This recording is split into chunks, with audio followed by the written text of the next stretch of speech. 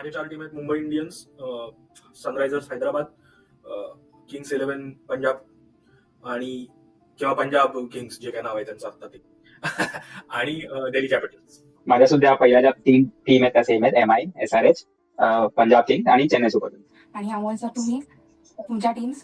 Punjab Kings, Kolkata Knight Riders, Gujarat Titans आणि Royal Challengers Royal Challengers Bengaluru. हो बरोबर. आणि तुझ्या? माझ्या Punjab Kings, Mumbai Indians, Chennai Super Kings आणि कोलकाता नाईट रायडर्स. माझ्या क्वालिफाय होणाऱ्या 4 टीम्स आहेत.